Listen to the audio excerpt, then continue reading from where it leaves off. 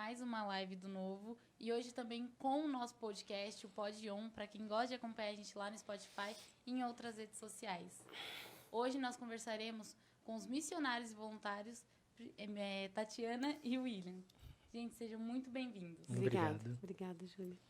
Para quem ainda não entende também o que vocês fazem, vou pedir para vocês se apresentarem um pouquinho e falar um pouquinho do trabalho que vocês fazem, tanto aqui quanto lá em Moçambique. Pode ser? Pode começar. Eu começo? É. Então tá.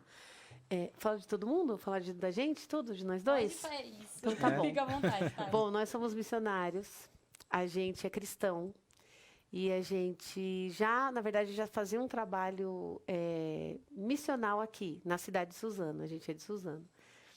E aí a gente já entendia de Deus que a gente tinha um chamado missionário. A gente tinha uma vida normal, a gente trabalhava, a gente tinha uma vida regular. E aí, quando foi em 2013, a gente decidiu ir para Moçambique, na África, para a gente fazer uma escola. A gente ficou 3 meses nessa escola fazendo. Escola do quê? Escola de missões.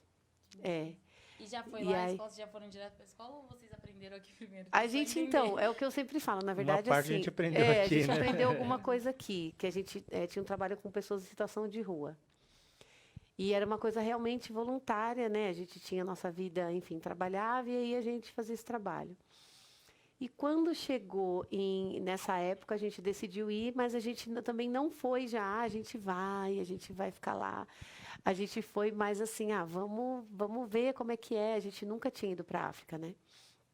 E você vê muita coisa, às vezes, na televisão e por aí, você não tem muita informação exatamente de como que é.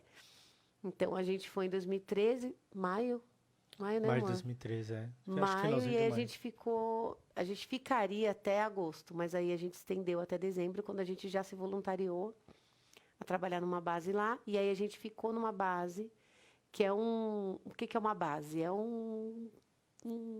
como que eu vou dizer? Um condomínio, um ajuntamento missionário, que tem várias casas, onde moram os missionários, e onde acontece, basicamente, o principal trabalho feito por aqueles missionários. Então, tem a igreja, tem uma escola, tem o lugar onde a gente atende as pessoas, enfim, tem as salas de aula, para quando a gente dá aula para pastores, enfim.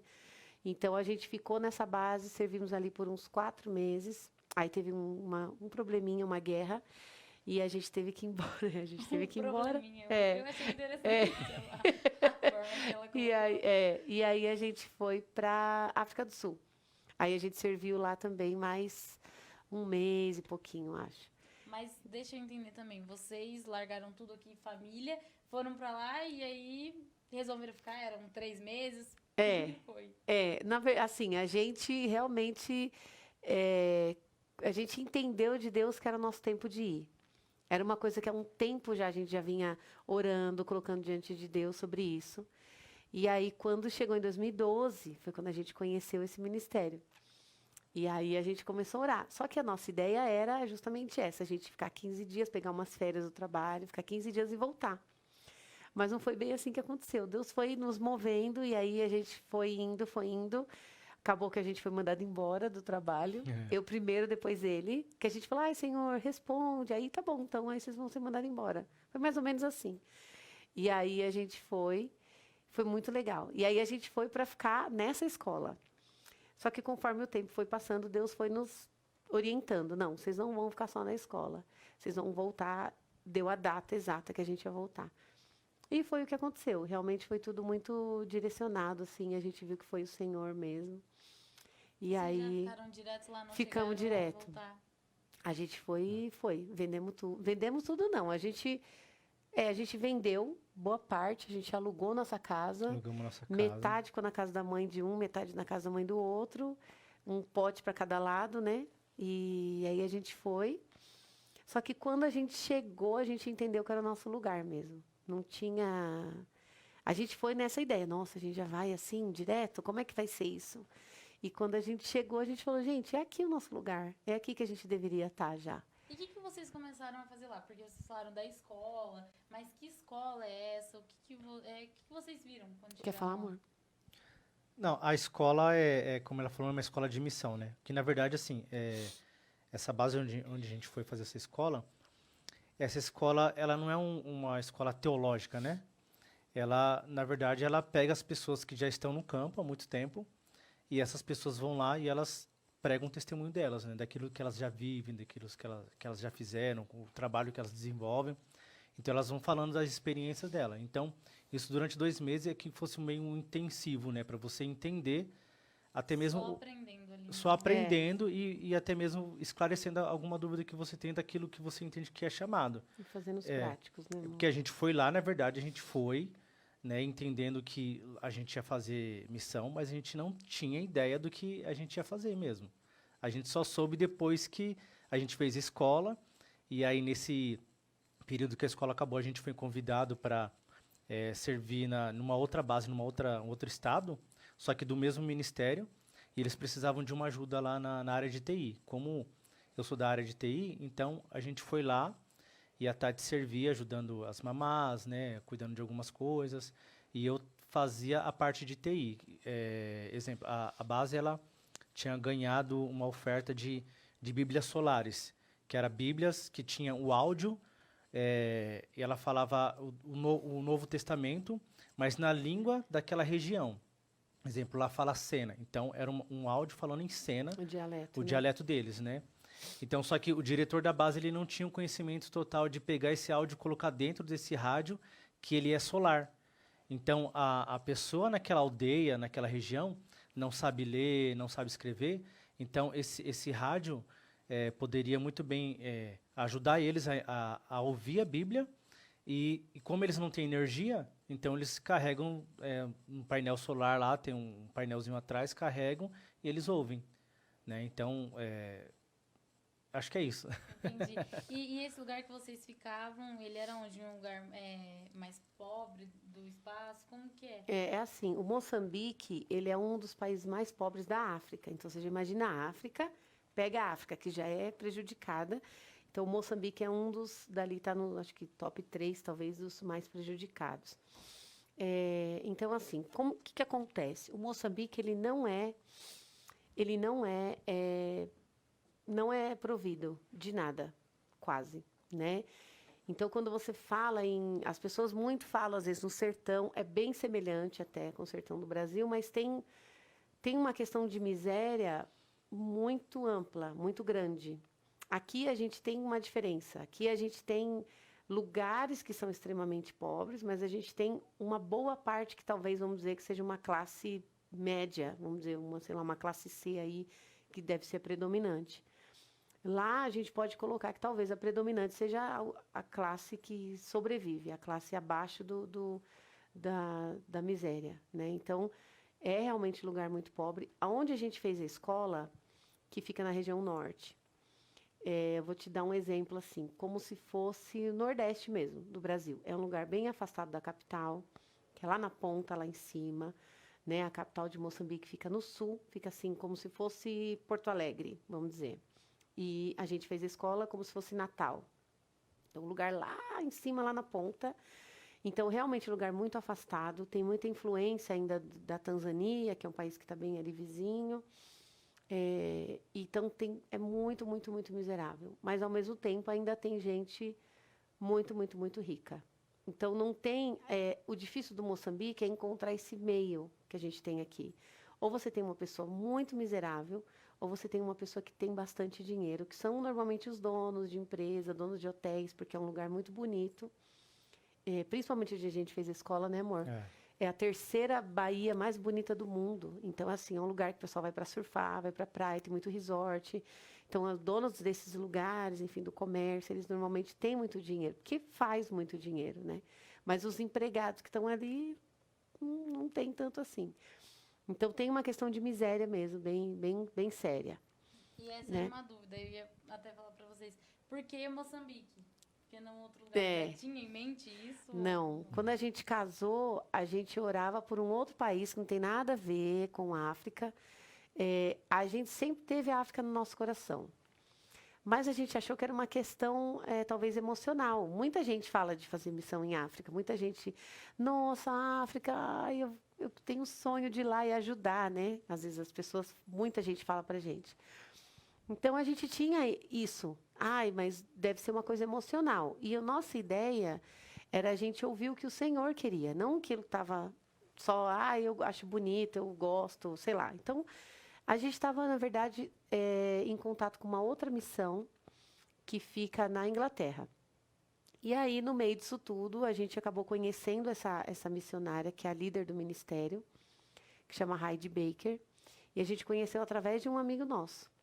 Ele foi para lá e, quando ele voltou, ele falou, olha, gente, eu preciso falar com vocês precisam ouvir sobre isso que eu vivi lá. E conforme ele foi falando, a gente foi entendendo que aquilo ali era o nosso lugar. E a gente foi entendendo que era para lá que o Senhor... Porque tanto que a gente orava, era realmente a maneira que Deus usou para nos direcionar para esse lugar. E aí ele contou dessa escola, e aí ele falou, então a gente foi direcionado pela escola. Vamos então estudar, porque era o único lugar até então que esse ministério tinha escola de missões, era só lá em Pemba, no Moçambique. Hoje tem no Rio de Janeiro, hoje tem em Fortaleza, né? E a gente, então vamos lá e vamos ver. E quando a gente chegou, parecia que era a nossa casa mesmo, onde a gente tinha que estar. Então, não, foi assim, uma coisa... Não foi muito que a gente ficou anos, né? Foi vamos natural, pra assim, Moçambique. chegando em casa. Provavelmente, se a gente fosse para a África, talvez a gente iria para um país mais para cá, talvez Angola, né? Que é do lado de cá, no Atlântico, né? Mas a gente realmente foi negócio de Deus mesmo. Entendi. Gente, que legal. E como que foi o trabalho de vocês lá hoje, né? Porque vocês não pararam, claro. Qual o trabalho que vocês fazem lá? É com quem que vocês fazem? É com crianças esse trabalho? É com o próprio pessoal de lá, esses empregados mesmo que vocês falaram? O Ministério Arco-Íris, que é esse que a gente voluntariou a participar, o foco deles é órfãos e viúvas. Então, assim, nossa, é muita coisa. Vou tentar resumir. Não, mas pode falar, que Moçambique... a gente tá com tempo. O Moçambique, ele é um país muito afetado pela guerra. Então, você imagina esse cenário de um país que era uma colônia portuguesa, não era livre igual ao Brasil, né?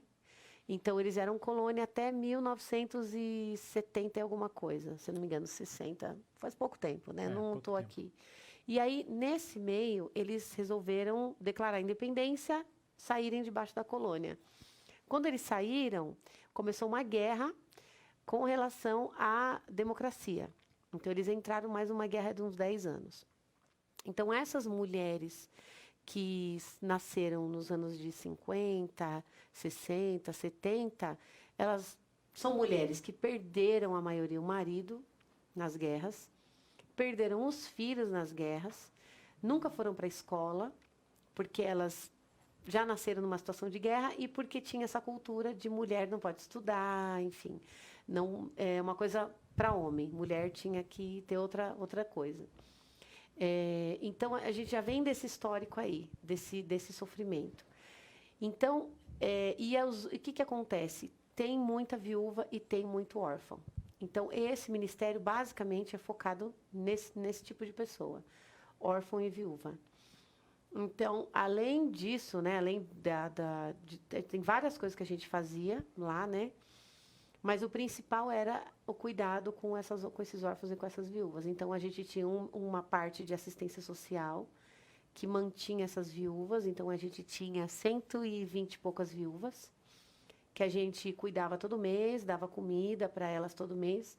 Normalmente, debaixo dessas 120 viúvas, já tem os netos, que são os filhos dos pais que morreram.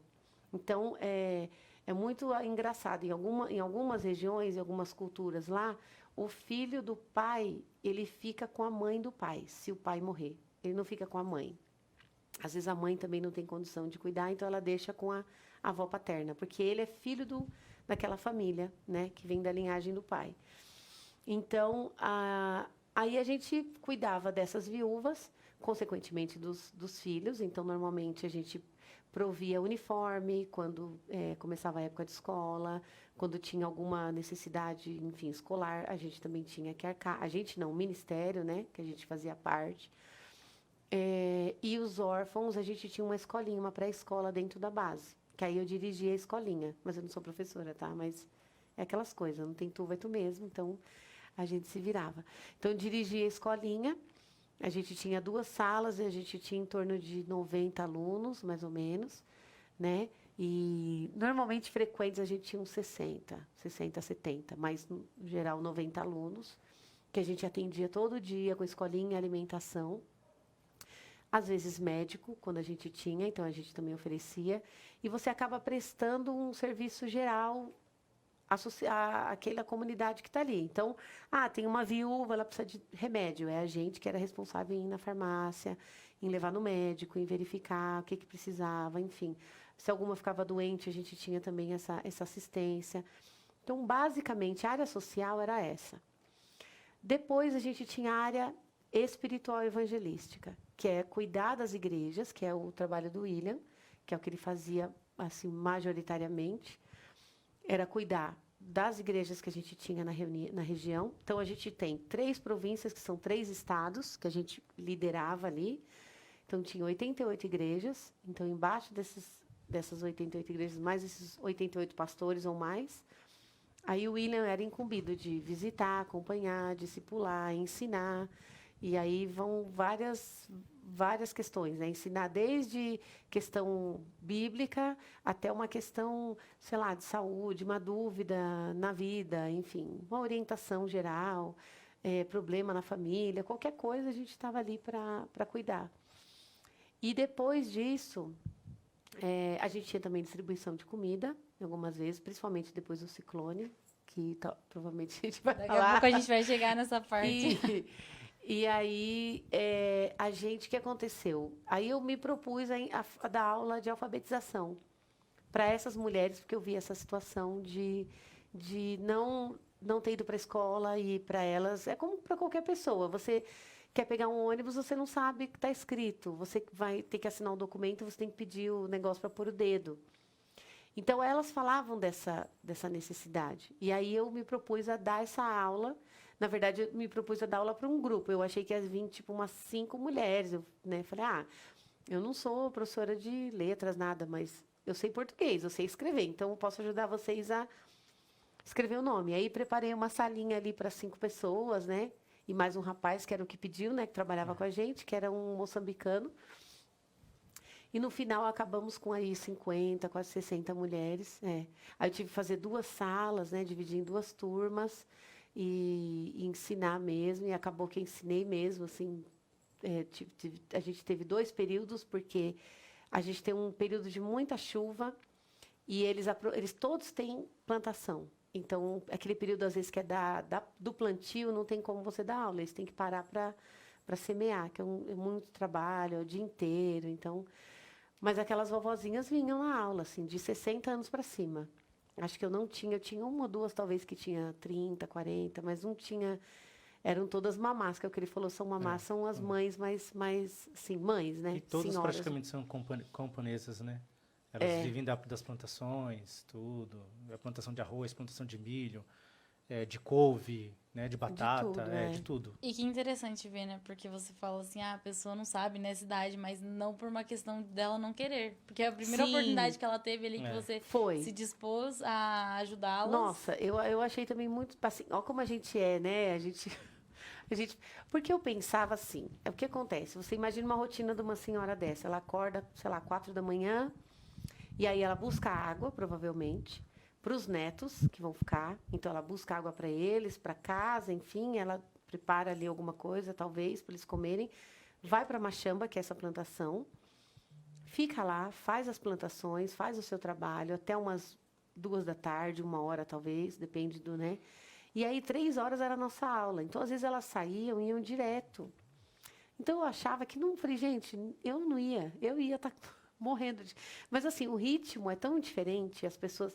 E, realmente, o desejo delas era tão grande, e me surpreendeu mesmo. Eu fiquei muito surpresa quando eu vi a quantidade, e elas iam e traziam as vizinhas. Então, assim, começou um negócio que não tinha mais controle, tinha uma hora. Aí eu tive que, depois de umas, sei lá, 2, 3 semanas já tinha começado. Falei, gente, agora não traz mais ninguém, porque a gente já está num outro ponto. Enfim, a gente já passou um momento, agora não tem mais como entrar ninguém. Ainda assim entraram, porque ainda veio gente, eu já sei ler mais ou menos. Eu já fui para a escola, fui 1 ano. E, enfim, aí iam. Mas, assim, foi muito surpreendente mesmo. A força dessas mulheres, assim, sabe? O desejo mesmo de... E cada vez que elas escreviam alguma coisa, elas cantavam e dançavam, assim. Tipo, elas fizeram uau o primeiro dia. Eu fiquei, gente, isso aqui vai... Se a gente for aprender desse dia, vai demorar 3 anos para aprender o alfabeto. Porque parava, dava risada, dançava, batia palma, todo mundo aplaudia. Aí outra fazia o A, todo mundo aplaudia. E foi nisso. Então, tinha até vezes que eu colocava no Facebook ao vivo, porque eu falava, gente, eu tenho que compartilhar com alguém isso aqui, porque é muito louco isso aqui que está acontecendo. As mulheres tudo dançando, assim, porque elas conseguiram escrever o nome, porque elas conseguiram entender, sabe, uma sílaba. Então, era O esforço não é era só bem legal. nem de aprender, né, amor? Assim, só de aprender, de estar lá. Mas o esforço que a Tati falou elas buscam água, né? A gente não sabe, Físico, né? geralmente, a distância, mas elas buscam água, cuidam dos netos, vão lá, trabalham das 4 da manhã até meio-dia, 1 hora da tarde, carpinando, mexendo terra, isso com 60, 70 anos, e elas não comem nada, não bebem água, e andam, às vezes, quilômetros para chegar lá sem comer, sem beber, não pedem, não exigem, mas sentam lá e estão escrevendo lá. E depois, assim, lá na base tinha algumas mangueiras, uns pés de manga lá, aí quando elas chegavam mais cedo, elas comiam uma manga lá e ia aprender, mas fora isso aí, elas tinham um esforço tremendo para E para vocês também lidar com essa outra realidade, outra cultura, esse choque de cultura, porque igual vocês falaram aqui no começo, aqui no Brasil, claro, tem a desigualdade, tem pobreza, mas da forma que vocês estão aqui reportando é mais difícil. Então, como foi para vocês também ver essas mulheres dessa forma e lidar com isso e também com a língua? Porque vocês falaram que ali eles Tem falam um um outro dialeto, idioma. Vocês já sabiam? Como que foi? Não, lá eles falam outro idioma, né? Assim, o dialeto deles. Mas a gente sabia que eles falam português. A língua predominante é português, porque eles foram colonizados por Portugal, né? É oficial isso. Mas, assim, as mais velhas, igual a Tati falou, que elas não sabem escrever nem ler, praticamente 100%, 99% falam dialeto. Então, a Tati ensinava a escrever e a ler, mas ela não entendia o que elas falavam. Ela estava aprendendo ainda o dialeto delas. Então, ela só entendia, nossa, tal, conseguiu, bom dia, a gente estava aprendendo, né? Tipo, boa tarde, como vai? Mas é o dialeto delas. E elas sempre falavam bastante, né? Porque mulher quer falar, mulher não quer ser entendida, mulher quer ser ouvida. Eu já aprendi isso daí. Porque elas sabiam que eu não estava entendendo nada, mas mesmo assim elas falavam tanto. Contava o que fez desde de manhã até de tarde para chegar na aula. E eu, é verdade. Então, assim, eu sabia o contexto, mas o detalhe da história. Então, assim, eu falei, gente, eu acho que mulher é isso aí. Mulher, a gente quer ser ouvida, não importa se a pessoa está entendendo. A gente só quer desabafar, entendeu? Eu falei, isso aí vale para qualquer mulher em qualquer país. Mas era muito legal. Eu aprendi, assim, com elas, conforme elas iam, né? E eu tinha um guarda, na verdade, numa época, que era o guarda da base, ele dizia que queria ser missionário. Como é o nome dele, amor? O soldado Armando. Armando, isso. E o Armando veio um dia e falou assim, eu quero ser missionário. Eu falei, você quer ser missionário? Quero. Aí ele falou, eu posso traduzir para você as aulas. Então, algumas coisas, quando eram muito importantes, eu falava e ele traduzia. E ele se propôs a ir toda a aula. Ele saía do trabalho, ia para lá. E ele dizia, tipo, ele andava comigo, às vezes, quando a gente estava, enfim, dava algum exercício e tal. Ele me ajudava a orientar. Então, assim... isso foi na primeira fase, né? Ele ajudou. Então, assim, às vezes eu tinha um trator. E, às vezes, eu pegava alguém que falava português um pouco e pedia para essa pessoa traduzir. Porque traduzir para a sua língua talvez é mais fácil.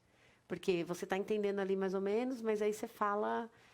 Você via que ela não estava traduzindo exatamente, que ela falava mais do que você, enfim, mas estava dizendo mais ou menos o que eu queria. Então, ia se virando. A gente ia... Foi dando um jeito.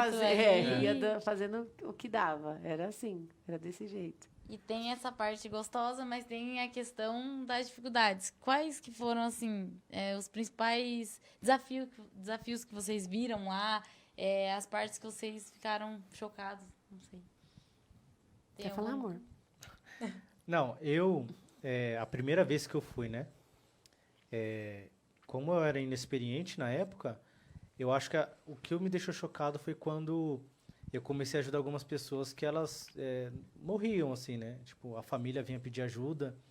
E aí, inexperiente, né? Primeira vez lá. E você não sabia o que fazer. Então, e eles não... assim, não tem onde tirar recurso para poder enterrar a pessoa, enterrar o parente lá. Então, eles vêm pedir ajuda e a única coisa que eu podia fazer era pegar um caminhãozinho na época que tinha lá, um caminhãozinho velho, e eu ia lá no IML lá deles lá, pegava o corpo, levava para casa e eles colocavam dentro do caixão ali, eles velavam, olhavam ali, eu ficava esperando lá de fora, né? E depois eu levava para enterrar a pessoa, né?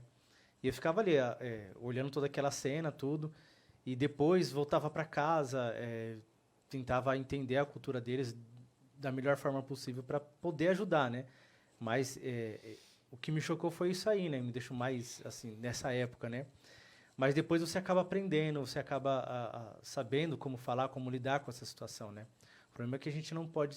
Você acaba, como acontece muito frequente isso aí, você acaba acostumando com isso, né? Mas graças a Deus Jesus não me deixou acostumar com isso, né? Porque é muito triste, né? Porque lá as pessoas morrem de dor, falam que, na verdade, eles não sabem como morrem, né?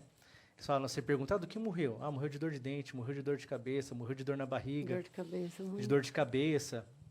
Então, isso pra gente era muito chocante, assim, como uma pessoa morre de dor de dente? Como uma pessoa morre, né, de dor de cabeça? Você conhece tanto recurso aqui, né? E morrer, morre. A gente sabe, né? Dor de cabeça, sei lá, pode ser um derrame, dor de dente, sei lá, pode ser alguma coisa, né? Mas, pelos fatos, você fala, não é, né? É muito estranho. Tem a AIDS também, que é muita. Tem a AIDS. Muitas vezes, dependendo do lugar, a cultura é a seguinte, a pessoa vai lá e quando ela vai namorar a pessoa, ela faz um test drive, né? Tipo, eu vou lá, um homem, eu quero casar com a sua filha. Então, antes de pagar o lobolo, né? O dote, eu vou ter uma relação com ela. Só que, às vezes, o rapaz, ele tem AIDS. E a menina é virgem. E ela não tem AIDS, nunca teve relação. Aí o cara passa a AIDS para ela, só que como ela é nova, ela acaba não engravidando no tempo que ele esperava, ele acaba deixando ela de lado e devolve a menina para a família.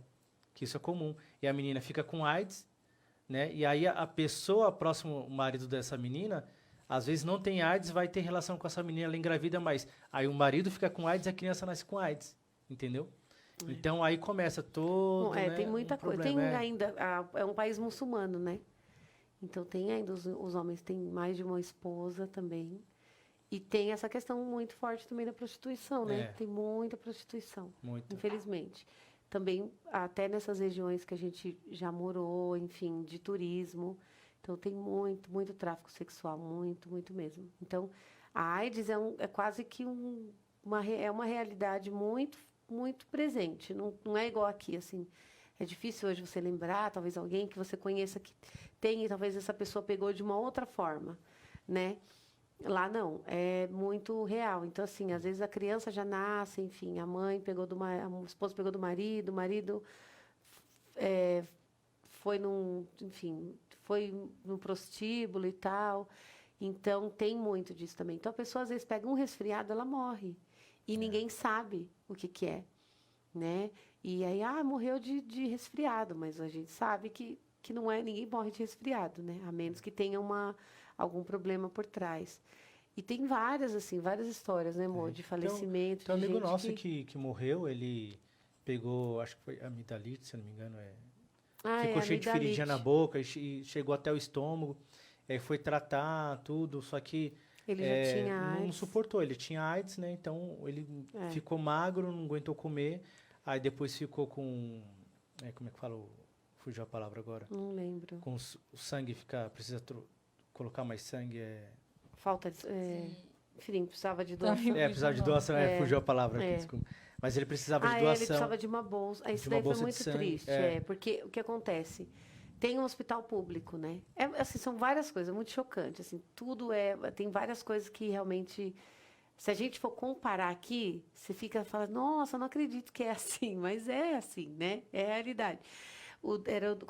Desse rapaz, ele estava no hospital público, né, amor? Internaram ele.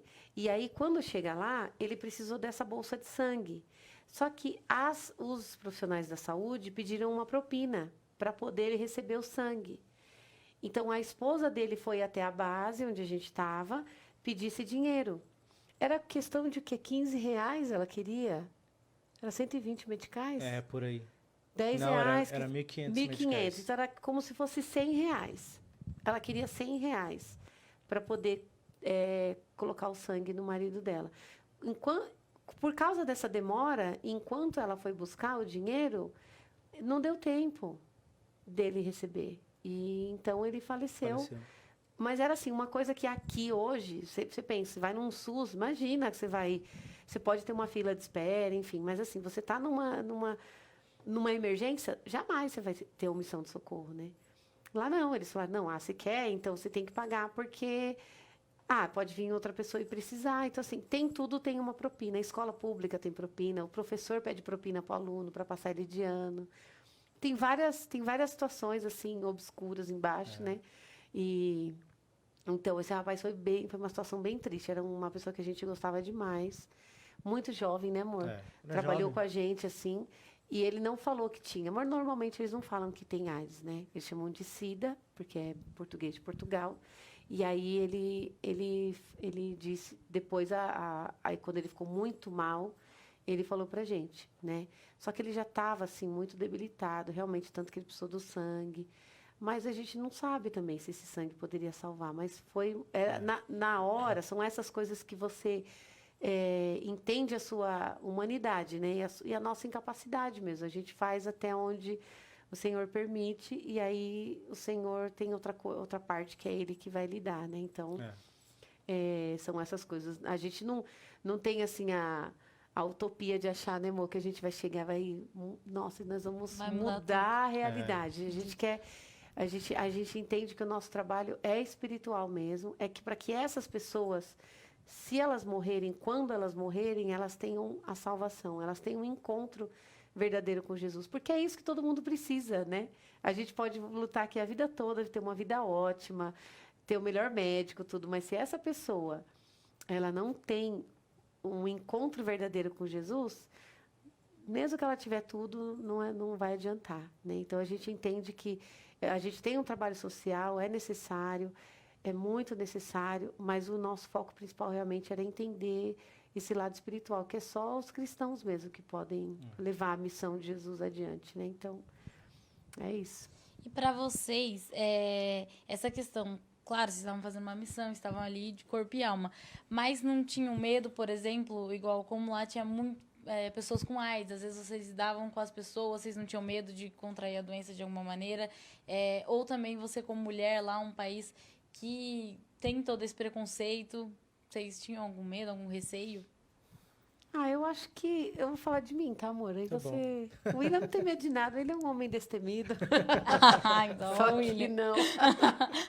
Brincadeira, amor. O William então vai chegar a sua parte, William, pra você falar William também. É o meu herói, né, amor? Mas, assim,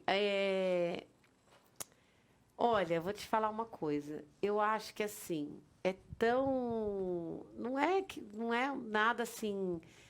Não estou falando aqui para você achar que, nossa, meu Deus, que heroínos. Olha eu já inventando. Mas, assim, eu acho que todo mundo tem receio. Por exemplo, hoje você vai sair na rua, meia-noite, você vai andar numa rua escura, num beco. Você vai ter um receio. Então, essas situações, em qualquer país que você tiver, você vai ter um pouco mais de cuidado, né? Quando a gente passou por guerra, a gente teve muito receio, porque tinham várias coisas, tanto que a gente teve na época um brasileiro que foi baleado, né, amor? O pastor lá foi baleado. E por quê? Porque ele estava na rua, já era fim do dia, e aí balearam ele. Ficou tudo bem, enfim, não teve nada grave, mas por conta disso a gente teve que sair do país, porque o nosso visto na época não era residente, então a embaixada aconselhou a gente se retirar. Então, assim, essas coisas, aí você tem as suas precauções. Tipo, a gente está numa guerra, então não vou sair de casa de noite. A gente evitava o máximo sair, e então a gente ficava até 5 da tarde trabalhando, e aí entrar para dentro de casa e depois só no outro dia. Então, aí você vai tomando os seus cuidados, né? A questão da AIDS, enfim, da doença, a gente sabe como que pega, você precisa ter contato com o sangue da pessoa, então muito, muito raro, a gente não trabalhou, a gente auxiliava, às vezes, os médicos, assim, né, principalmente na escolinha, E então, quando uma criança se machucava, enfim, a gente tinha todo o cuidado mesmo para não ter contato, assim, porque a gente não sabia quem tinha, quem não tinha. A gente sabe que a maioria tinha. E então, assim, questão de AIDS não tinha. E eu acho que os receios comuns, normais, você... E eu acho que até mais aqui, a gente que é daqui de São Paulo, a gente tem uma cabeça muito louca, assim, para perigo, né? E as pessoas lá, elas têm um outro pensamento. Eles não são igual a gente. A gente já vê um golpe, né?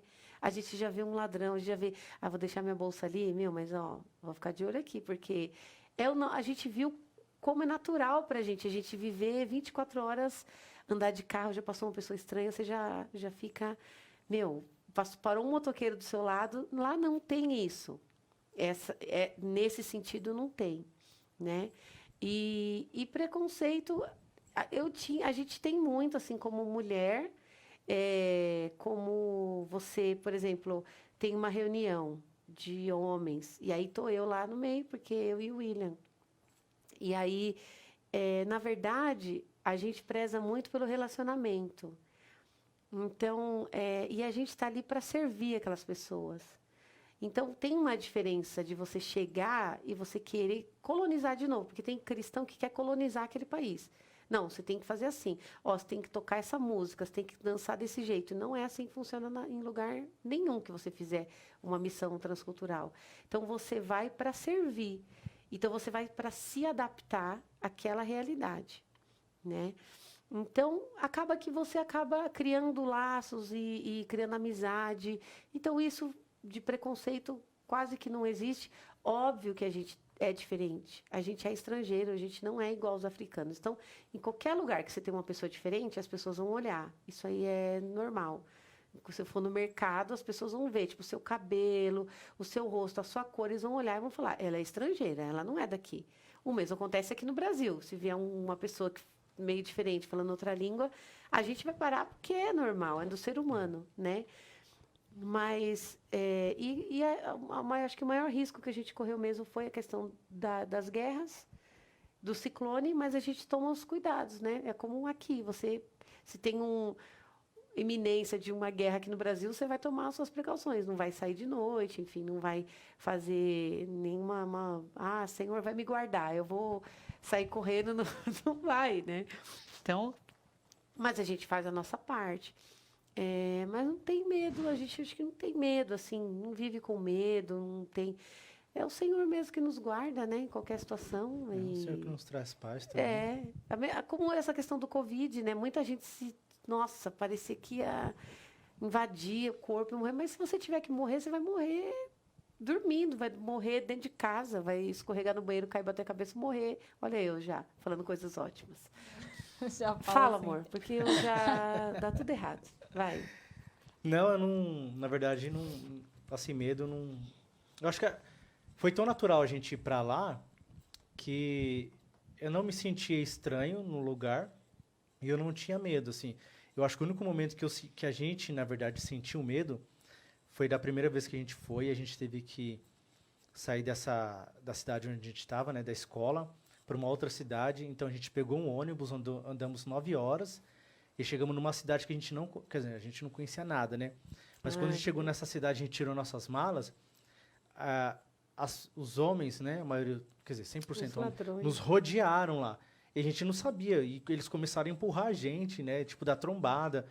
E aí a gente... Mas só estavam vocês? Não, só tava nós dois e as malas. Mas eles fizeram uma roda e a gente ficou no meio. Então, eles... A gente não sabia que era ladrão. Aí depois...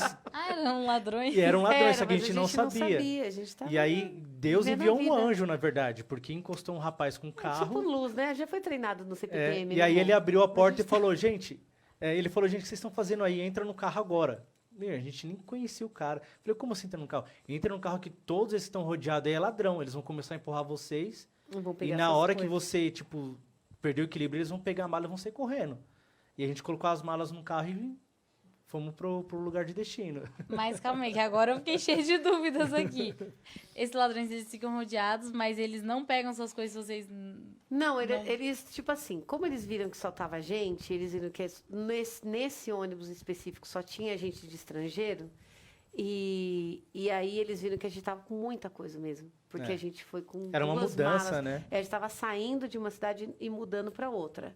Então, a gente estava com 2 malas grandes, a gente estava ali. Aí, o que aconteceu? Quando eles viram a gente descendo, eles viram uma oportunidade. Então, um veio e falou assim, eu vou carregar para vocês. E ele já pegou na alça. Então, eu falei assim, não, você não vai carregar não, meu querido. Fica em paz aí, porque aqui é ZL, nós é lá de Suzano. Você não está entendendo. Você tá aí, nós já pegamos o trem lá, fala aí, trem de Guanais. Ali, filho chora, meu filho, querido, nós somos treinados em CPTM, não é qualquer coisa. Aí ele veio, não, vou levar para vocês, não sei o quê. Aí veio mais um, já pegou na do William, só que eram 2 grandes e mais a mochila. Então, a gente ficou um pouco, tipo, sem, né, condição ali. Só que daí a gente estava nessa. E aí a gente saindo, andando, mas eles começaram a vir atrás da gente. Não, eu vou levar. E a gente, não. E a gente, vamos começar a andar. A gente começou a andar. Nisso que a gente estava saindo desse miolo, que o ônibus parava num... Tipo um descampado, assim, né, amor? Eles falavam que era rodoviária, terminal. Era uma parada de ônibus lá, onde só que não, os ônibus de viagem paravam. É, bem legal. Aí a gente começou a andar nisso pra rua, assim, né? Pra onde passavam os carros. Aí nisso parou esse rapaz, que era um motorista que levava, né? Não era um táxi, é tipo uns carros lá que, enfim. Uber africano, vamos falar assim, né? Era um Uber, só que sem o celular, sem o aplicativo. Aí ele falou, entra no carro. E depois que a gente entrou, que ele falou, gente, vocês não podem ficar ali e tal. A gente falou, amiga, mas a gente acabou de descer, não tem como... Mas assim, a gente não ficou com medo, a gente só viu que ia dar errado o negócio ali. Ou a gente ia ter que usar os nossos golpes, a gente ia ter que mostrar. Mas acho que foi a única arte vez, marcial. porque no geral, assim, quando geralmente os nossos trabalhos são um pouco distantes, né? Porque a base ela fica numa cidade pequena lá chamada Dondo, quer dizer, a base onde a gente ficava, né, era Dondo lá. Então, para a gente ir nas igrejas, a gente andava 40 minutos, né, até mesmo 3 horas, 4 horas. Era, exemplo, 40 minutos de asfalto e mais 3 horas de terra. E os pastores que a gente visitava, eles tinham um cuidado, um amor com a gente assim tão grande que eles realmente abraçavam a gente. Então, eles falavam, ó, ali não dá, ali é um pouco perigoso, vamos por aqui. Eles falavam assim, ali não dá, vamos por aqui, vamos por ali. Então, isso acabou a gente gerando confiança, um laço de relacionamento tão grande assim que você fica livre de andar. E a gente acabou conhecendo também a comunidade, né? As pessoas acabam, como somos estrangeiros, então todo mundo acaba conhecendo a gente. Então, eu acho que eles já sabem, né? Não dá para fazer mal para eles também, porque são conhecidos aqui na região. E a gente faz um trabalho, assim, de amor mesmo com eles. Ajudava a comunidade, relacionamento, a gente visitava. Conhecia as pessoas. Né? Então... conversava. E a gente fazia aquilo que a gente se propôs mesmo a fazer. Ia no mercado e lá a gente tentava evangelizar. Ia na padaria comprar pão, lá tentava evangelizar. Né? Então, as pessoas já sabiam quem a gente era. Então... assim, eu também tenho uma questão cultural, né? Eu acho que o Brasil não é... A gente não é tão difícil de se adaptar e de lidar. E os moçambicanos, eles conhecem um pouco da gente, assim, por causa da televisão agora, que passa a Miramar, que é a Record, lá. Então, eles veem aquilo ali, eles acham que sabem que é aquilo. Eles acham que a gente mora naquela casa da novela, igualzinho lá. Mas, assim, tem uma questão cultural que aproxima a gente um pouco. A gente tem algumas semelhanças. E eles são muito abertos, assim, eles são muito alegres, eles são muito receptivos. Eles querem muito te conhecer, eles querem conversar, eles querem se relacionar, né? Então, eles têm uma cultura bem aberta. Então, acho que isso também, o fato da gente ter ido para se relacionar, para, tipo, criar esse laço, acabou que facilita. A gente não vai para impor alguma coisa, a gente vai para fazer amigos, né? A gente vai para fazer amigos e apresentar o nosso melhor amigo, apresentar Jesus para eles. Algumas vezes a gente falava que nem muçulmanos, quando a gente falava alguma coisa, eles não querem muito que você fale o nome de Jesus, né? Quando você tem um amigo, mas assim, eles querem que você ore por eles, Eles compartilham também, falam sobre Deus, enfim. Então, eles têm a fé deles, então eles querem, né? A gente já foi até a entrega de Ramadã na casa de uma amiga. Então, assim, você cria laços. Mas, então, depende, aí é a questão. É a questão de você, como eu disse, você se adaptar, você entender até onde você pode falar, respeitando, né, os limites culturais e sendo servo, primeiro, né, deles. Tentando ouvir mais do que chegar, não, Jesus é que vai, não sei o que. Não, você vai servir esses irmãos. Então, acho que isso fazia a gente, abria muitas portas, né? E acabava que a gente não tinha esse sofrimento, né? De, podem ser que queiram matar a gente, mas a gente não está sabendo ainda. Mas estavam tranquilos, mas é legal vocês criarem esse laço, acho, Sim. com as pessoas e essa troca. Para quem chegou agora também, não esqueça de nos acompanhar nas redes sociais, o Novo Oficial, de curtir nossa página no Facebook, nos seguir no Instagram e se inscrever no nosso canal do YouTube. Gente, agora eu quero entender a questão da situação que vocês passaram com o ciclone. Como que foi isso? Me expliquem, por favor. Expliquem, tu. Pode começar. O William, ele não quer falar porque ele chora. Não, eu posso falar, mas... Ele vai falar, ele vai chorar. Aqui todo mundo chora quando fala do ciclone. Não, pra mim tá mais tranquilo. Foi uma situação muito forte, assim, muito marcante. Bem difícil. Mas, assim, eu gosto que ela comece porque ela é muito detalhista, né, a Tati? Então, demora. aí tem quantas coisas... horas mais, amigo? Assim. 5h30. Amém. Glória a Deus. Vamos fazer uma vigília. Tem coisas que eu não lembro... Tem coisas que eu não Então, lembro no começo que ela lembra, né? Que ela lembra. Mas por isso que O que acontece, amiga Júlia e amigos? Vamos lá.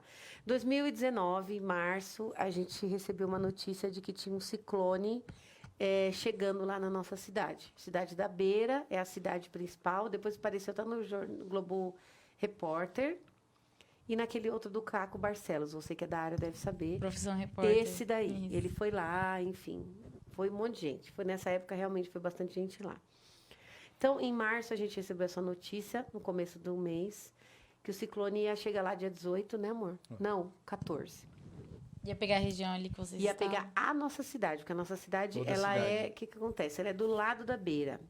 Então, o ciclone, ele é uma bolinha que vai... redemoinho, né? Vai aumentando. Então, o olho dele ia passar na nossa cidade, que é vizinha da Beira. Então, os lados que são mais afetados também. Então, passar Beira ali, toda aquela região Búzios e tal. Então, a gente recebeu essa notícia, a gente começou a se preparar para um ciclone categoria 2. Um ciclone categoria 2 é talvez um vento de 80 metros, de 80 quilômetros, 100 quilômetros, por aí. E aí, até então, né, a gente estava ali prevenido, a gente comprou comida, a gente comprou água para a comunidade ir para a gente. A gente colocou saco de areia, enfim, nos telhados, nas portas, tal, e a gente preparou a base para receber.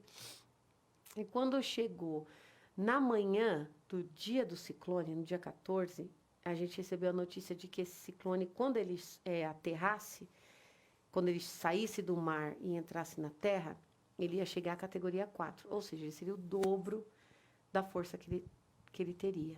Então, naquele momento, a gente tinha 2 filhas pequenas, a Emma e a Eva. A Eva tinha 2 anos, né, amor? Uhum. E a Emma tinha 3. A gente tinha mais um menininho de 3 da outra missionária, um bebê de 4 meses e mais 3 crianças em idade de 9 até 4 anos. Então, quando a gente recebeu essa notícia, o Ministério, na verdade, eles têm um departamento que chama Relief, que é o socorro, e aí eles mapearam e disseram, olha, a gente entende que para vocês não é seguro vocês ficarem pelas condições da base, que eram construções não muito novas, de concreto. Ele falou que provavelmente as casas de concreto iriam cair também. Realmente aconteceu, muita casa de concreto caiu. De bloco, né, que eu digo. Porque as casas lá, elas são de taipa, para quem trabalha no sertão, aquela casinha de bambu entrelaçado e depois você passa o barro, né, uma argila para fazer a casa. Então, a maioria, assim, ali é dessa forma. Tem bastante de bloco também, mas tem região que só tem essa daí. o telhado normalmente de palha ou de telha de zinco, né? Que eles chamam de chapa, a telha lá. Então, aí o que a gente decidiu? Era umas 9 da manhã, a gente teve essa reunião, 7, sei lá, 9 já era tarde. Tivemos essa reunião, decidimos evacuar a base. Então, a gente evacuou naquele dia, só que horas antes do ciclone chegar. Então, já estava muito escuro, assim, a gente saiu, estava claro. É muito louco, porque era meio-dia, estava um sol maravilhoso, parecia assim, um dia lindo, parecia que nada ia acontecer naquele dia. Você até duvidava que ia acontecer. E aí, quando deu 2 horas que a gente estava na estrada, o negócio já estava escuro, o carro balançava muito já, e a gente, enfim, indo para essa cidade que a gente evacuou. A gente foi para mais ou menos umas 4 horas de distância, que o ciclone também passou, que foi no trecho dele, mas ele vai perdendo força aí. Então, assim, o lugar que a gente ficou também era um negócio de casas que tinha umas montanhas ao redor. Então, meio que deu uma protegida, assim, sabe? Não era um descampado onde a gente morava. Então, saindo na cidade também, foi mais grave do que o lugar que a gente estava, essa casa. A casa, a gente fez muito barulho, enfim. As árvores balançavam demais mesmo, quebrou algumas, mas não foi a tragédia que foi lá em Dondo, onde a gente morava. Aí a gente evacuou, o que acontece? Naquela semana, como eu era diretora da escola, fiz uma reunião com a escola, com os pais, para avisar sobre a chegada do ciclone. Ninguém acreditou que ia chegar o ciclone. E esse foi o nosso maior problema nessa época, assim, nosso maior desespero era esse, a gente ia avisar as pessoas. Eu fiz uma reunião, falei, olha, vocês que têm a casa muito difícil, muito fraca, já venham para a base está aberta, a gente tinha várias salas de aula. A gente falou, a gente vai abrir essas salas, vocês venham, tragam os seus filhos, comida, roupa, cobertor, o que vocês tiverem. Vocês vão ficar alojados aqui até o ciclone passar. E não veio ninguém. Não veio ninguém. Ninguém estava acreditando. As pessoas, algumas riram. Teve até uma moça que depois era mãe de uma aluna da escola, ela ria. E ela falou assim para mim, que no dia ela pensou, minha casa está um pouco fraca, mas eu acho que eu não vou falar nada, porque acho que não tem nada a ver isso aí que eles estão falando. Porque éramos nós falando, então fica parecendo que é uma coisa só de estrangeiro, que não tem nada a ver. E aí, essa moça acabou que caiu uma parede, caiu o fogão no pé dela, ela cortou o pé, foi um negócio bem feio. Ela acabou perdendo o filhinho dela depois também, um bebezinho, que tinha 1 ano e pouco também. Mas ela perdeu... Depois do ciclone, aí depois tiveram outros fatos, né? Teve como é o nome da doença? Aquela de contaminação de água. Cólera. A gente acha que ele acabou se contaminando. Também ela não conseguia amamentar mais, que ela ficou muito ruim, enfim. Então, a gente teve várias assim, consequências depois. Ela foi uma dessas pessoas que, na hora, ela disse que riu, assim, e falou, mas acho que não tem nada a ver. Mas depois ela veio pedir desculpa também, falando que se arrependia. Mas eu falei, meu Deus, não tem nem o que se arrepender. Ó, o pé todo arrebentado lá, quase, enfim, abriu mesmo o pé. Que fogão é um fogãozinho de ferro, assim, um fogareiro, que é um negócio que põe no chão. Ele voou e foi pro pé dela. Então, assim, tinham várias pessoas, eles riam, eles falavam que não era, e a gente tentava avisar, e a gente via, tipo, as minhas alunas da alfabetização, que eram muito idosas, eu tinha muito medo, assim, por elas. Meu Deus, eu falava, gente, elas são só o pó da rabiola, elas vão sair voando, vai ser igual a Mary Poppins, vai sair voando, assim, só que sem o guarda-chuva. E aí ficava, meu Deus, como é que a gente vai se rir, né? Para poder não chorar, né, amigo? Nós rir para não chorar. Mas na época a gente chorou. E aí a gente ficava, assim, imaginando e falando, e as pessoas meio que rindo, meio que conversando. Não, mas aí E aí o governo, ele tem um sistema de aviso, de alerta, porque sempre tem tempestade tropical, sempre tem esses fenômenos por ali. E eles avisaram para as pessoas que eram ventos fortes. Eles não disseram que seria um ciclone. Até um pouco tempo, enfim, toda uma questão política, e eles não avisaram. Então, as pessoas falavam, a gente recebeu uma mensagem hoje, mas é um vento forte. Isso aí já sempre tem aqui, não tem nada a ver.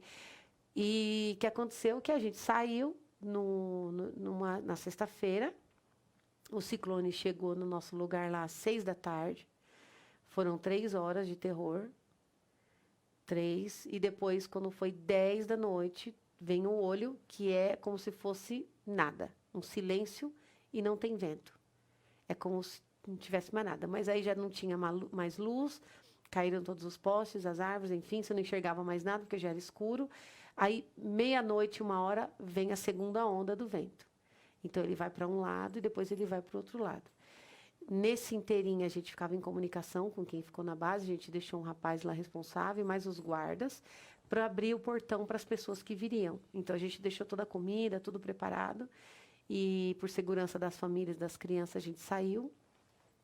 E, quando foi no dia seguinte, o William e os homens voltaram para lá, no sábado de manhã.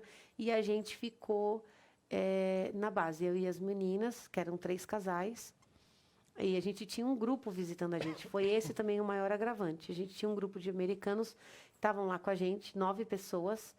E no meio dessa coisa toda, a gente falou... E eles perderam tudo. Eles deixaram mala para trás, porque a gente levou eles para esse refúgio. E depois eles não tiveram como voltar. De lá eles foram embora. Então, toda a mala, as coisas que eles trouxeram, ficaram tudo lá. Mas, enfim, ficaram bem. Que o nosso maior problema, talvez, seriam os visitantes. Porque eles... Enfim, era nossa responsabilidade. E aí, o William voltou no sábado de manhã. E, com isso, quando eles passaram pela única estrada que liga esses 2 lugares, essa estrada acabou rompendo pela força da água, por causa do rio. Ela foi inundando, inundando, inundando. Ela abriu um vão, assim, enorme, que virou um rio no meio da estrada. Então, a gente ficou incomunicável. Ele foi para lá, a gente não sabe se chegou, se não chegou. Isso era num sábado, a gente só conseguiu se falar no domingo, no segunda-feira, à noite. Na verdade, ficou a preocupação dos 2 lados, porque... Não sabia como a gente... Quando a gente voltou no outro dia, só os homens, um dos missionários ficou responsável de voltar e buscar as famílias. Só que ele não voltou mais. E a gente lembrou da estrada. Eu falei, pronto, ele morreu na estrada. Ou, sei lá, assaltaram o carro, né, roubaram. Tava cada um de um lado, então e ele não voltou. E onde eles estavam não tinha celular, não tinha internet, não tinha energia, não tinha água, não tinha nada. Realmente, era tudo que a gente previa e a gente já sabia. Então, a gente ficou ali na confiança do Senhor mesmo. Eu com as meninas, num quarto, que era um quarto, né, para cada pessoa. Durante uma semana choveu demais, era muito frio, choveu. E a gente ficou ali esperando, até o dia que voltou o celular, que estava ainda sem energia. A gente ficou um mês, mais de um mês sem energia. E voltou o celular. E aí ele conseguiu falar, enfim, o que estava acontecendo. E, enfim, mandou vídeos de como estava a base, fotos aí que a gente começou a ver realmente a situação. Aí você conta quando você chegou lá na base. Conta, que a gente quer saber agora o outro lado. A gente sabe como vocês ficaram ali. Não, mas na verdade, assim, eu acho que isso chocou a gente desde o começo, assim, né? Desde da notícia. Porque as pessoas, elas são tão... Não sei se a palavra certa é incrédulas, eu não sei. Mas, assim, a gente avisava elas. Eu lembro que a gente ficou responsável de comprar... alimentos, eu ia no mercado, comprava sacos de milho, porque a gente deduzia que, cara, todo mundo vai ficar sem comida, a comunidade fica sem comida, então a nossa função é tentar distribuir comida até voltar ao normal, o reabastecimento, né? Então eu ia no mercado, comprava aqueles sacos grandes, assim, de, sei lá, 80, 150 quilos de milho, e eu falava, cara... Vai para casa, vai para outra cidade, vai vir um vento. E eles, não é nada não. E até o dia igual a Tati falou, até o dia da gente sair, que parecia um dia normal, eu lembro que, eu falei isso, né, no testemunho lá, mas eu lembro que eu olhei para trás, tinha os carros, cada um tava com um carro e a sua família. Eu lembro que eu olhei para trás e tava normal, todo mundo vendendo... Né? Como a Bíblia diz, né? Eles, na volta de Jesus, vão continuar dando esse casamento, vão continuar fazendo as coisas dele, e Jesus vai voltar e eles não vão perceber. E é a mesma entendimento que eu tive. A gente avisou, a gente alertou, mas eles estão lá como se nada tivesse acontecido, ou acontecendo. Então, eu olhei no retrovisor, olhei para trás e todo mundo lá, o ônibus parando, todo mundo lá comprando, andando, Sim. tal, de bicicleta, de moto, e a gente indo embora. Falei, meu, e agora? Né? E foi um sentimento muito ruim. Então, quando a gente chegou nessa cidade e passou todo esse terror aí, quando eu voltei, era cena de guerra, desde da hora que, como a Tati falou, né, era as duas montanhas protegendo a gente, e então o vento não batia muito forte. Então, quando eu saí dali, ali já começou a destruição. Não tão forte quanto estava lá, mas você via casas destelhadas, árvores caídas, e já no meio do caminho já tinha uma árvore grande lá, e o pessoal já cobrando pedágio, já se aproveitando. É tanto para a gente poder remover a árvore. Aí você pagava, eles tiravam aquela árvore gigante, aí você passava, fechava de novo até os carros virem. Quer Nossa, dizer, as pessoas ali. Meu filho, malandro é malandro. Tem até jeito, entendo, né? Porque eles perderam tudo. Então, é uma maneira deles conseguirem dinheiro. Porque quem tá de carro tem dinheiro. Né? Eles roubavam, né?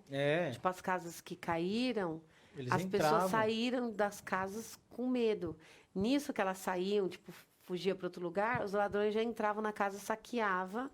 Então tinha gente que não saía. Teve uma senhora que quase caiu árvore na cabeça dela, porque ela não quis, porque ela sabia que eles podiam entrar lá e roubar. Então ela falava, não, eu não vou. Só que assim, você pensa, prefere morrer do que perder. Ela falava, minha mesa, porque uma mesa é uma coisa cara.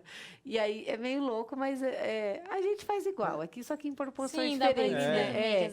A importância do bem material, mais que exato. vida, Então aí a gente via e falava assim, meu Deus, né, a mulher.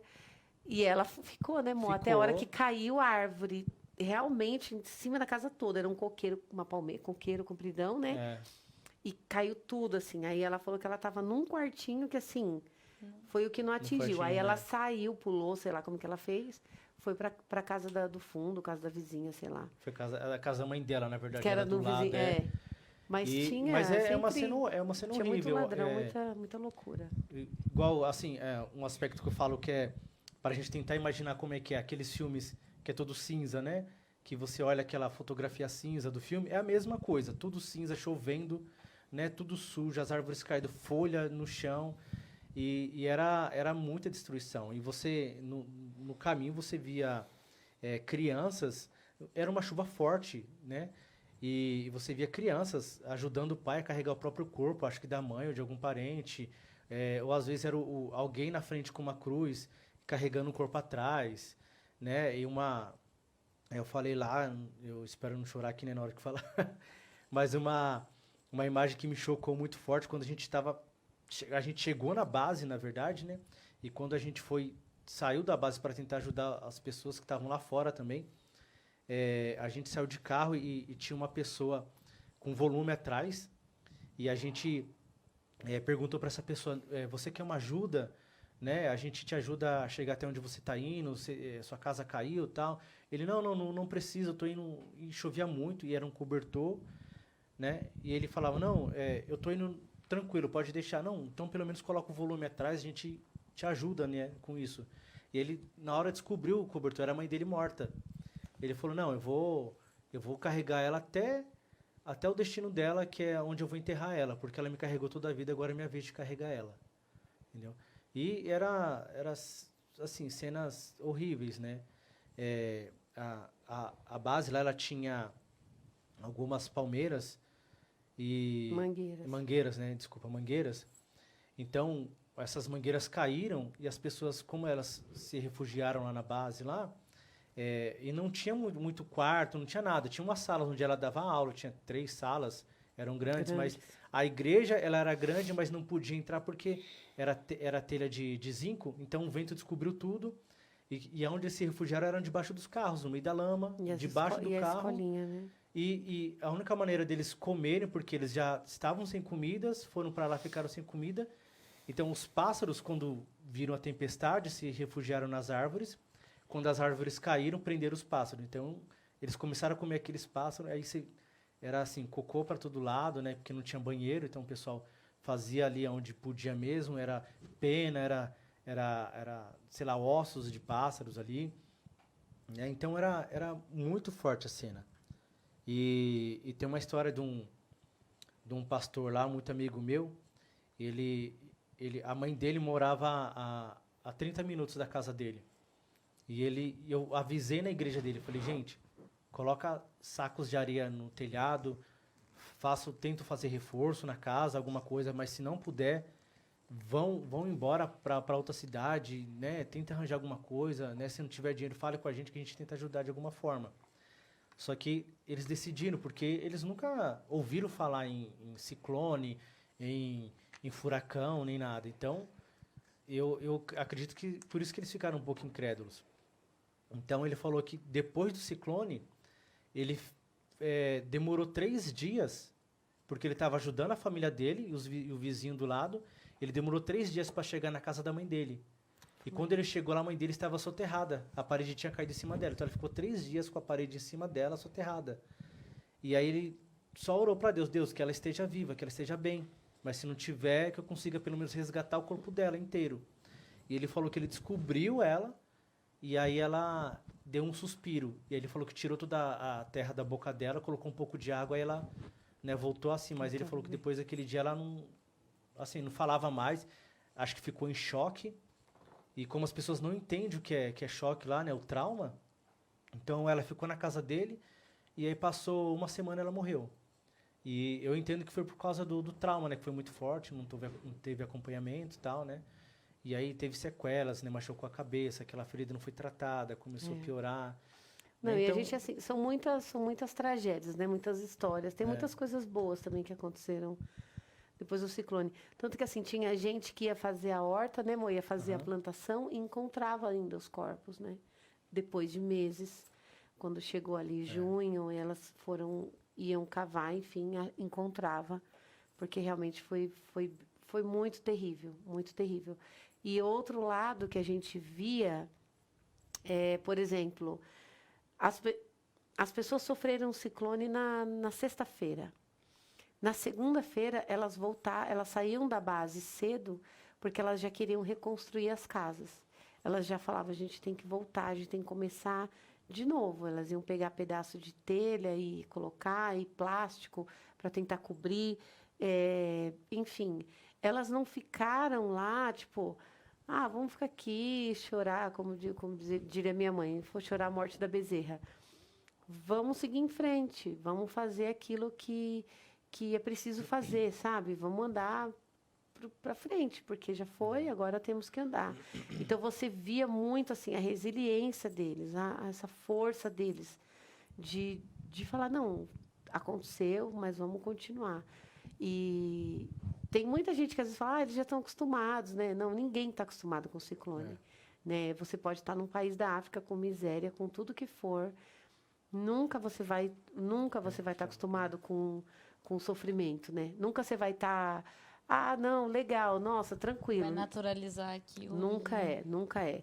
A diferença do povo africano, talvez, é que eles tenham mais força. Não que eles não sintam, eles sentem muito, eles sofrem, eles choram, eles sofrem a perda, eles fazem tudo. Só que eles têm uma força realmente, assim, uma resiliência mesmo que é impressionante. A gente viu, assim, gente que a gente fala, essa pessoa aí... A gente viu um pai que a gente foi entregar a casa para ele, que era uma casa nova, que tem um amigo nosso que faz um projeto junto com o Rio de Paz, de um jornalista também, Antônio Carlos Costa, depois você que é da área. Que legal. Ele foi lá, o Antônio Carlos Costa, com o Tarek, que é esse nosso amigo, e eles têm esse projeto que é Esperança para Moçambique, que foi a reconstrução das casas para algumas dessas pessoas afetadas no ciclone. Então, a gente foi nessa casa, nesse dia específico, de algumas pessoas, mas desse homem que me marcou, estava ele, um filho e a esposa. Ele, um filho e a esposa grávida. Esse homem, ele estava assim, parecia que ele não tinha passado no ciclone, de tão feliz que ele estava.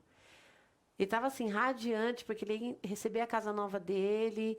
E aí ele falou, Deus me restituiu, como se ele estivesse falando isso, né? E eu não estava entendendo o que é ser ele restituiu. E aí ele falou assim, não, meus 2 filhos morreram no ciclone. Ele desenterrou os filhos debaixo dos escombros. Ele viu, ele colocou os filhos num quarto para proteger os 2 mais velhos, e o pequeno ficou com ele, que ele achou que seria o lugar mais inseguro, talvez. Mas foi o contrário, né? A parede caiu em cima dos 2 pequenos. Ele que teve que... Porque assim, não tem SAMU, não tem socorro, não tem bombeiro, não tem. Não tem nada. Não tem serviço funerário, é o que ele falou. Você morreu, alguém morreu, você tem que pegar e tem que levar. Você não tem esses serviços lá. Então, ele teve que desenterrar, ele teve que pegar os corpos, ele teve que tratar tudo. E quando a mulher dele ficou grávida, que ele falou que, na verdade, percebeu que ela estava grávida, ele falou que foi Deus que tinha restituído ele. Ele tinha muita gratidão a Deus, muita. Ele falava assim que ele era muito grato a Deus por tudo aquilo. E você olhava e falava assim, gente... Eu falava, eu sou muito incrédula, porque você vai perder 2 filhos e você vai estar como se... Nossa, graças a Deus por tudo.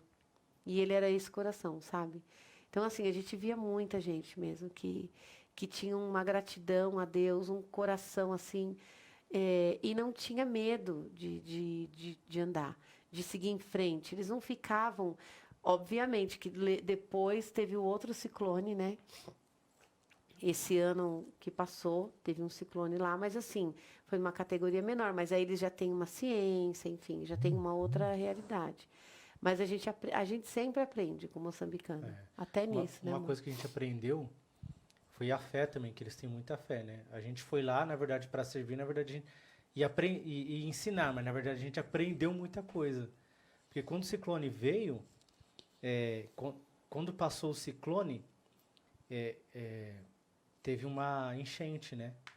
Na cidade de teve Buzi. mais esse fato. Porque o ciclone ele foi até o outro país, A Júlia fica Zimbábue. assim, meu Deus. Eu fico, não, Quando fico não dá pra impressionada, piorar, né? Você fala assim, Quando não dá para piorar, tem um outro negócio. O que aconteceu? O ciclone ele passou, né, por tudo lá, e quando chegou no outro país, o final dele, por causa das chuvas, o rio começou a encher. Então, o que aconteceu? O Zimbábue abriu as comportas e aí foi feito cascata. Foi enchendo, enchendo, enchendo. Quando chegou no rio Buzi, eles mandaram um alerta e colocaram lá, né? Ó, vai ter uma cheia.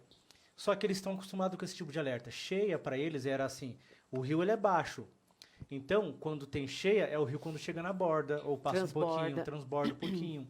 Mas não, dessa vez, eles acordaram ninguém entendeu essa mensagem, então eles acordaram de madrugada. Esse casal de pastor, nossos amigos, eles acordaram de madrugada com a gritaria e o movimento do lado de fora, e ele falou que a água já estava no joelho. Ele falou que não deu tempo para nada, só deu tempo de subir no telhado. Para você ter uma ideia, essa cidade do Buzi, ela é vizinha também nossa ali, né? Ela fica mais numa como se fosse ao oeste assim do país, já chegando no Zimbábue ali, fronteira ali quase. E aí o que acontece? Eles tiveram esse alerta, que não foi muito... Aquela comunicação meio truncada também.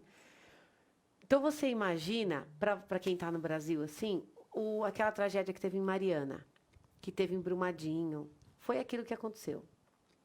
Foi aquilo. Era lama, né, amor? Uhum. Era lama e barro e para todo lado. Não era assim uma água, nossa, eu vou nadar aqui. Não. Era uma lama que veio, uma água muito, muito barrenta, que chegou de madrugada, dia depois do ciclone. Ou seja, então imagina, você teve já todo esse trauma e todo esse problema de um ciclone. No dia seguinte, na noite do dia seguinte, você está sem energia elétrica, sem nada, daquele jeito que, né? E no meio da madrugada você acorda com um barulho, com gente correndo. Isso, sorte sorte não, foi Deus mesmo que guardou esses pastores, que são nossos amigos, que ele falou que quando acordou, quando pisou no chão, já estava tudo molhado, e ele pegou os filhos e a mulher e começaram a correr, como ele disse, para o lugar mais alto. Então, assim, teve pessoas ali que não sabiam. Então, teve gente que nem chegou a acordar. Teve gente que não teve tempo de se levantar e ir. Teve gente que já ficou ali mesmo. Que é muito rápido também, muito né? rápido. Teve família com 5 filhos que só pegou o que conseguia dos filhos, os outros filhos ficaram para trás, e a água levou. Tiveram que abandonar os filhos, entendeu? Então, assim, no meio dessa história, quando eles estavam saindo dessa cidade, que eles começaram a olhar,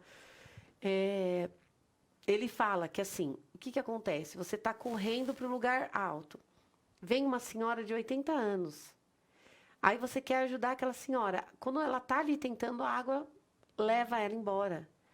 E às vezes tinha um pai com 3 filhos. Ele está tentando levar os 3, mas ele não consegue. Um cai na água, a água leva embora.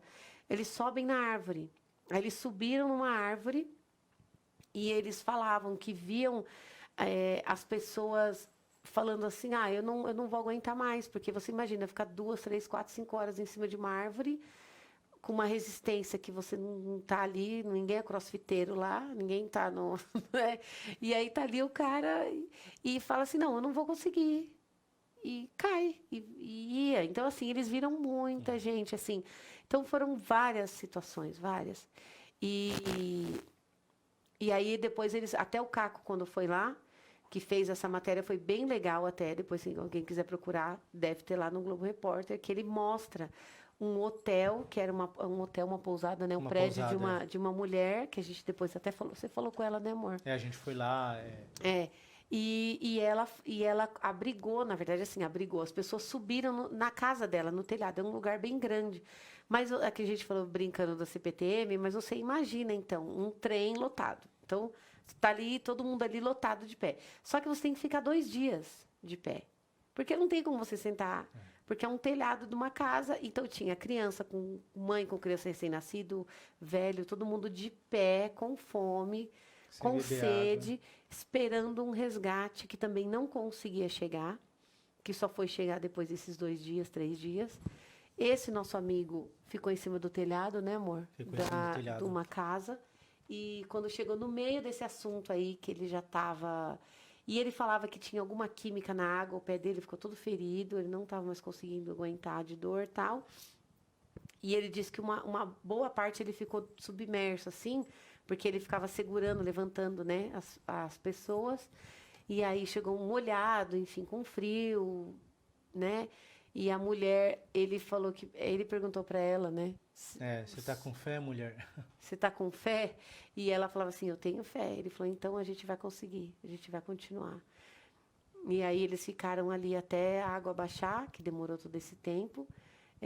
Alguns saíram de barco, eles acho que saíram também de jet ski. Mas só que ela demorou horas. Era tão forte a água que o jet ski não ia. Não vencia a força. Não, eles ficavam parados, tipo, tentando vencer a força da água para poder conseguir chegar. Os bombeiros de Mariana foram, os de Minas, tiveram lá, a Fábio também foi muito legal. Eles fizeram um trabalho assim...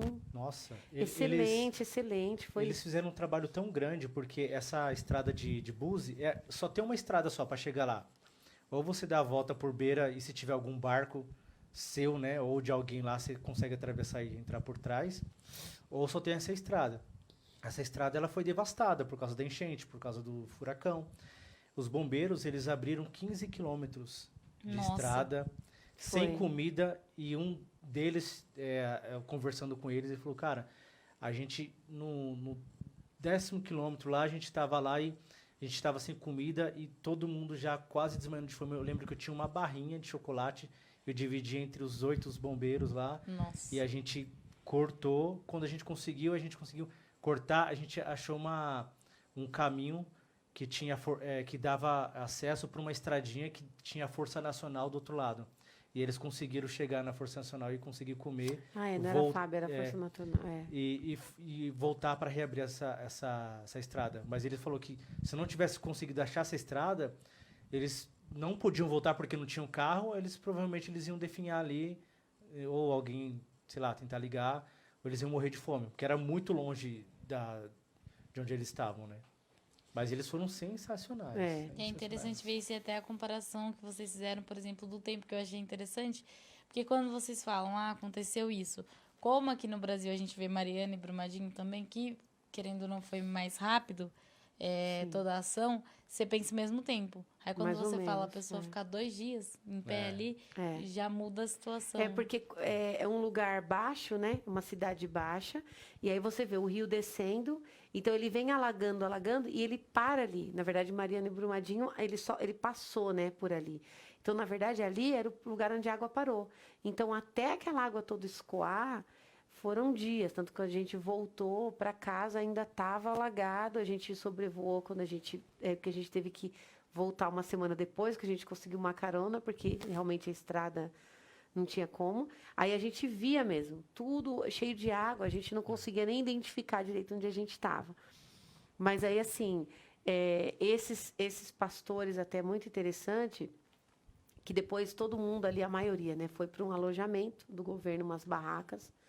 E aí eles, com filho, tudo ali, assim que acabou, que abaixou a água e tudo, já era, sei lá, segunda-feira, a esposa dele veio para casa. E ele falava, cadê minha Bíblia? Era a primeira preocupação dele, que ele estava sem a Bíblia dele. E aí ela falava assim, mas eu não vou ver se eu acho lá em casa a sua Bíblia. E aí ele falava assim, eu preciso da minha Bíblia para evangelizar essas pessoas que estão aqui nesse acampamento.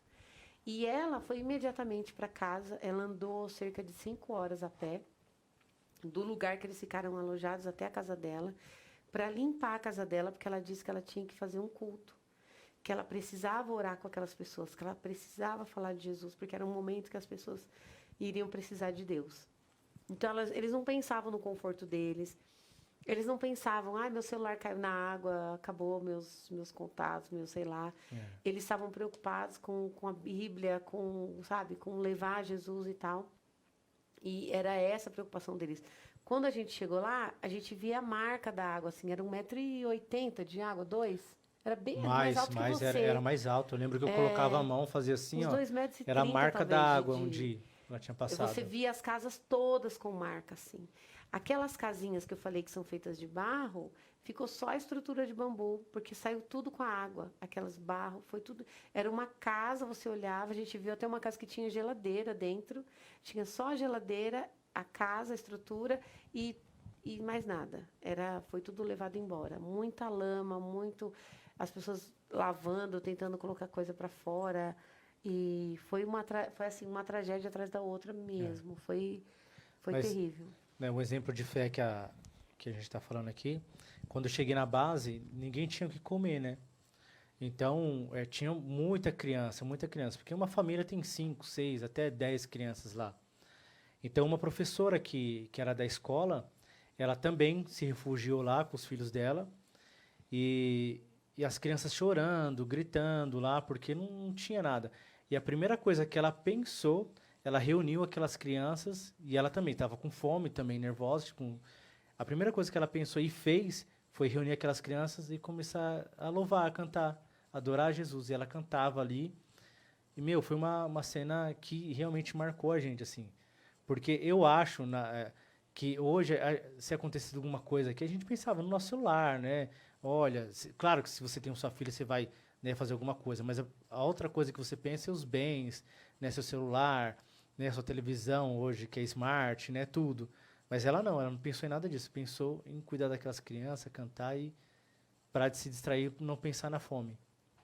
É interessante que vocês conhecem também essa parte das pessoas, né?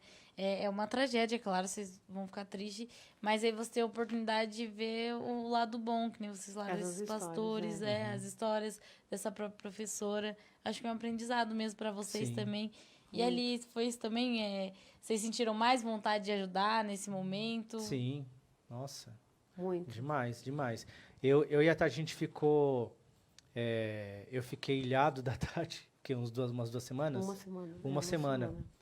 E a maior parte do tempo sem contato, porque até restabelecer a conexão do celular, a gente conseguia falar, mas era muito ruim. Às vezes tentava falar, a voz picotava, não conseguia.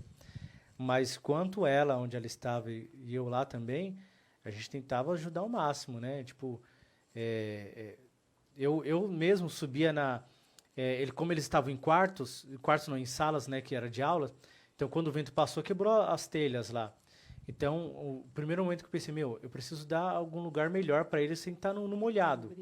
Então, fui lá, eu nunca coloquei telha na minha vida, preguei telha, mas eu fui lá, falei, não deve ser difícil e vai ser bom. Então, eu fui lá, subi, coloquei a telha. Caixa d'água, né? Não tinha água na base. A primeira coisa que a gente pensou, vamos restabelecer a água nessa base para todo mundo ter pelo menos uma higiene, ter o que beber. Restabelecemos a água e depois foi a comida. né? Então, na verdade, você acaba até esquecendo de você mesmo. Fala, não, eu tenho que ajudar, eu tenho que fazer, porque elas estão precisando. E acho que o único socorro que elas têm é a gente, porque foi uma catástrofe tão grande que nem o governo deu conta, né? Ele não podia atender todo mundo de uma vez. Então, você ali, você tinha que fazer a sua parte, né? A minha parte, a parte dela era, meu, vou fazer o que eu posso aqui. O que eu tenho para dar, isso é hoje é isso, então eu vou fazer o máximo de mim aqui, né? E assim, eu não tinha... as nossas casas, elas não foram muito atingidas, né? Mas eu não tinha muito conforto, porque como choveu, imagina, depois da chuva, tinha muita formiga, então eu dormia no sofá cheio de formiga, não tinha muita Nossa, comida, Tudo mudou. cheio de rato para tudo quanto é lugar. Você passando frio, porque tava tudo molhado, né? As telhas, elas não quebraram de algumas casas, mas elas levantaram e a água entrou. Então você dormia assim, de qualquer jeito, não tinha luz, né? Não tinha como você comprar nada para geladeira. E as Já- filhas de vocês? Tava com ela. Tati? Ficaram comigo, Mas elas eram bem pequenininhas, né? Então era tipo uma férias, só que meio estranha. Mas porque a gente ficou num quarto só. E então aí foi bem difícil, porque chovia muito também. E tava bem frio, então assim, não dava muito para brincar fora. Muito raro, mas pouco tempo assim fora durante o dia.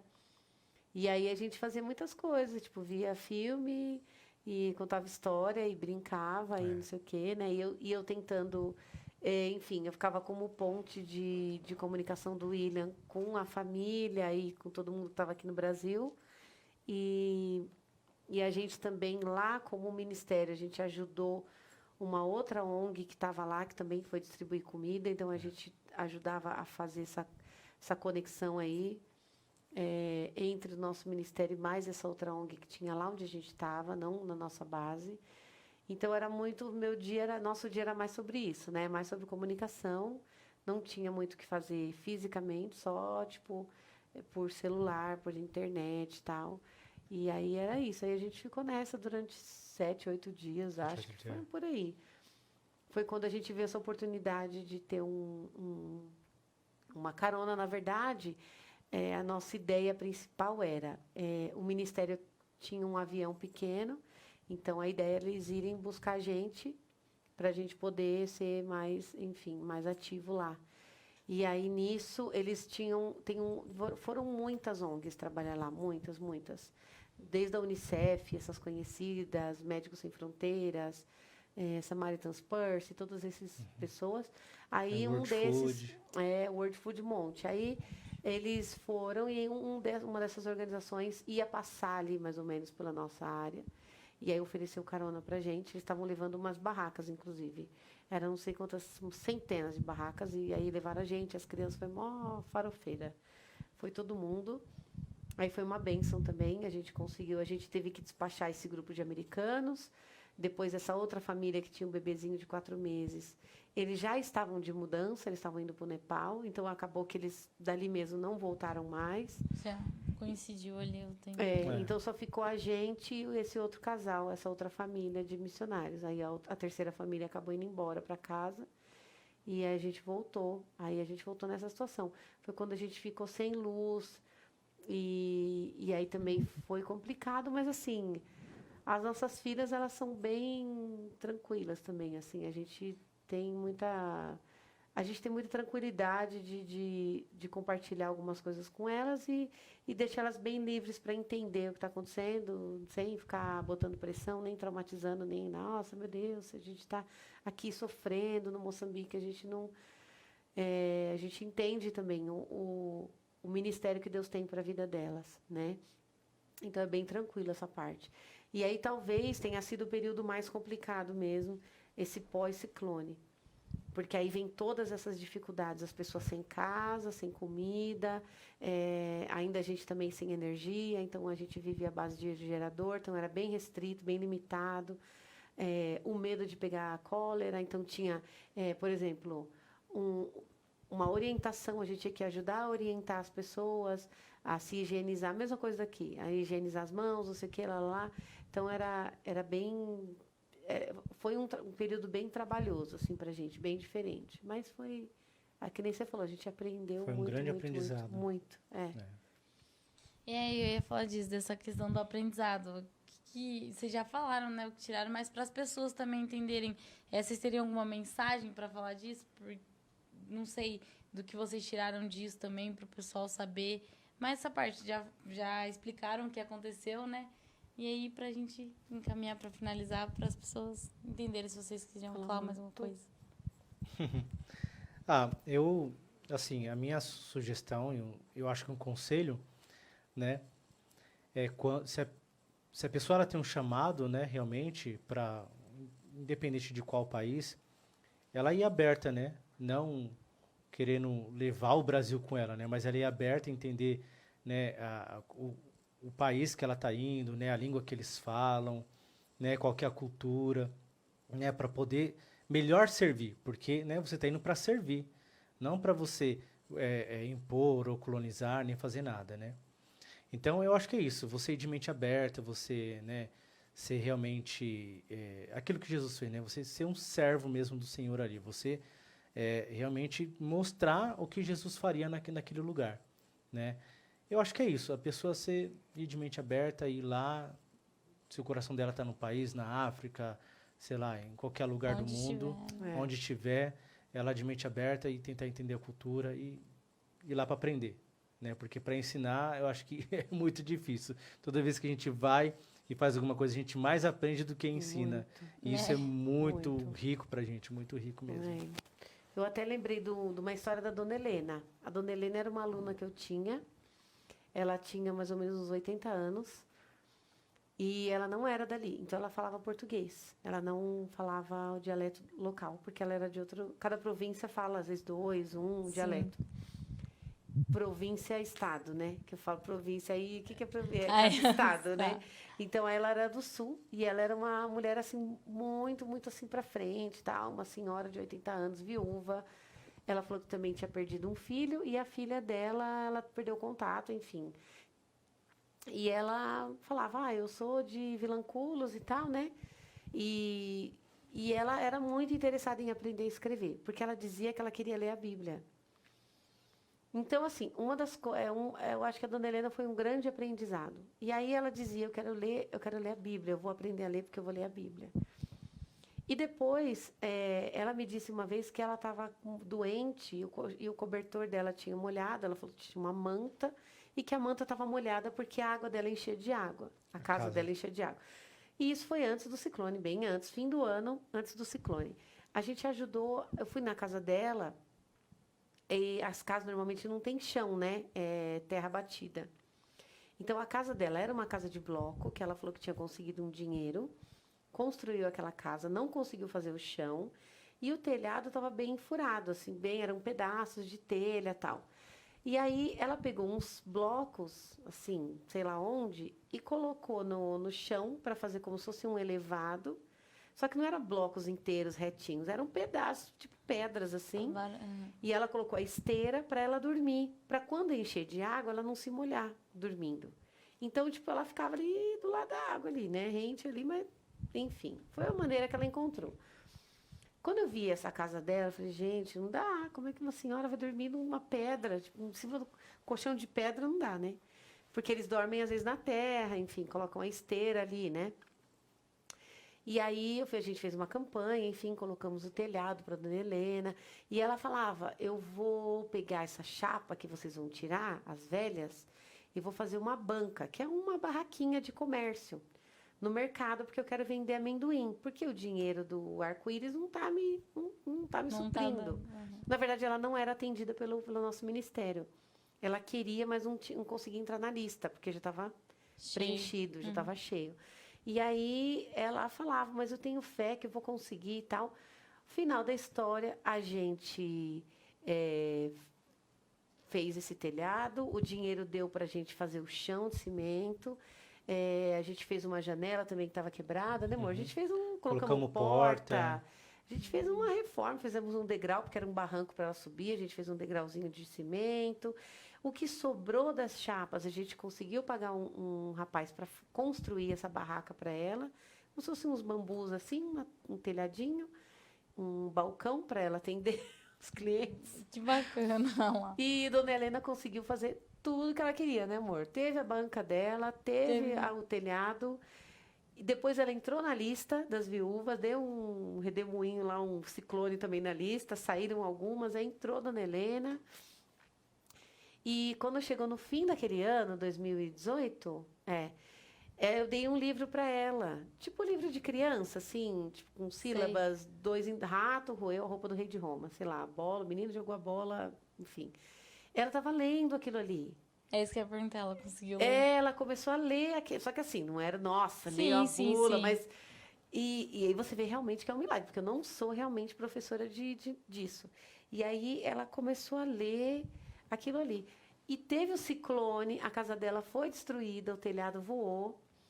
E assim, uma parte, né, amor? É só uma parte só. Resistiu bem a casa dela, graças a Deus. Resistiu. A casa ficou inteira, algumas chapas voaram. Mas tudo bem, ela ficou ótima, não aconteceu nada com ela, estava viva, super bem. E quando chegou um mês depois, Dona Helena faleceu. E eu fiz essa cara aí que você fez. Não acredito, porque eu estava acompanhando ela passou por guerra. Ela passou por guerra, ela perdeu o ciclone. Marido, ela perdeu o filho, ela passou pelo ciclone. E quando ela faleceu, eu fiquei muito chateada, muito chateada. E aí eu falei pro Senhor, né? Eu falei, ai, Dona Helena, agora... Eu falei, agora, porque a gente pensa que a nossa vida é aqui. Olha como a gente é. A gente acha assim, não, agora ela vai viver. Agora ela tem tudo que ela quer. Não, aí Deus falou assim, não, eu deixei ela ter tudo que ela queria ter. Agora ela já fez, agora tá tudo certo. Ela foi para onde ela tinha que ir. Ela tá melhor. Só que a nossa mente, eu ficava assim, gente, porque a gente sempre tem essa ideia assim, não, quando eu fizer um curso tal, eu vou fazer tal coisa. Quando eu for, não sei o que, eu vou. Mas, na verdade, a nossa vida aqui acabou. Não vai levar a gente muito além de onde a gente está. E aí, eu achei muito legal o jeito que Deus falou dela, assim, tipo, esse cuidado dele de permitir que ela vivesse algumas coisas, mesmo que passageiras. Mesmo que passageiras. E aí eu pensei na gente. Falei, a gente também é assim, né? A gente... Deus deixa a gente ter sonhos e realizar esses sonhos. Mesmo que ele sabe que você vai morrer, não vai ter nada a ver. Ah, eu vou comprar sei lá, meu sonho é ter um carro, meu sonho é fazer um curso tal, é aprender uma língua, é viajar, conhecer tal país. Aquilo vai mudar a sua eternidade? Não vai mudar a sua eternidade com Jesus. Mas o que acontece é que ele permite que a gente viva esses sonhos. E aí eu realmente, dando aula para essas senhoras, e com todo esse contexto, enfim, do ciclone, de tantas outras histórias que a gente tem, o que eu entendo? Que a gente precisa viver realmente até onde o Senhor nos permite viver, né? E nunca subestimar as pessoas, que nem você falou. Nossa, a gente talvez pensando que elas não iriam para a aula, né? Que é um pensamento nosso. A gente, às vezes, tem um pensamento preconceituoso. A gente já coloca um pré-conceito com relação a alguém. Ah, essa pessoa aqui, ela não vai gostar, eu acho que ela não... Sim. Não, então a gente sempre coloca fé nas pessoas. Porque o Senhor coloca fé na gente. Ele acredita na gente. Ele deixa a gente fazer o que a gente quer fazer. Ele ajuda a gente a fazer o que a gente quer fazer. Nem sempre, às vezes, é o que ele quer. Mas ele permite, é ele que nos dá essa autonomia de sonhar, de correr atrás, de fazer as coisas. Então, eu vejo assim, um grande aprendizado para nós, né? Não pré-julgar ninguém, não limitar ninguém. Né? Ninguém é limitado. As pessoas às vezes falam para a gente da África, ai, tadinhos, né? A gente, não, tadinhos não. Eles não são tadinhos, eles são pessoas muito valentes, muito guerreiras, muito inteligentes. Eles têm muita riqueza, eles têm muita cultura, eles têm um pensamento muito mais amplo que o nosso, às vezes, em algumas coisas. Você vai numa prisão, por exemplo, você vê 120 homens adorando Jesus, sem instrumento, sem ar-condicionado, sem banda, sem liberdade, sem Bíblia, e eles estão adorando a Deus, eles dão testemunho toda semana. Toda semana tem alguém dando testemunho. Então, você vê uma realidade, talvez, de uma vida que a gente experimenta quando a gente está no campo missionário, que provavelmente numa vida regular a gente não experimentaria. Né? Então, eu acho que isso até que o William falou complementa um pouco. Se você tem o desejo de ser um missionário, enfim, você sabe que você tem uma missão, que na verdade todos somos missionários, né?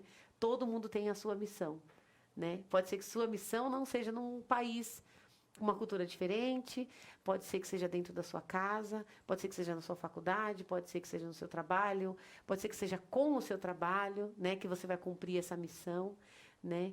E então o Senhor, ele nos permite realmente participar dessa missão dele. E eu acho que isso é importante, é você não rotular ninguém, mas também não se rotular, não se limitar. Não dizer, mas lá eu vou chorar, eu vou sofrer, eu não vou para a África porque lá é muito sofrido. Muito pelo contrário, é um lugar que você vai encontrar gente muito boa, que você vai conhecer um povo que vai te ensinar demais, que vai te enriquecer na sua fé e talvez te ensinar mais sobre Jesus e sobre Deus. E é onde a gente vai aprender realmente que, né, às vezes a gente tem muita... A gente se acha formado porque viu no Google, ou porque viu na televisão. Hoje em dia, né? Hoje todo mundo sabe tudo. E, na verdade, é a experiência que vai nos fazer entender isso, né? Então, eu acho que um dos aprendizados é esse. Entender o seu lugar e viver isso com intensidade. E entender que as outras pessoas também, cada uma tem o seu lugar, né? Não é porque eu faço missão na África que você também tem que ir, que ele também tem que ir, todo mundo tem que ir. Mas entender que, por exemplo, hoje aqui a gente pode dar um exemplo, ele está ali, ninguém sabe que ele está ali, mas se ele não estivesse ali, a gente não estaria aqui. Com certeza, isso é verdade. Então, assim, às vezes não é porque você aparece, ou porque, eu vou fazer missão na África, que não.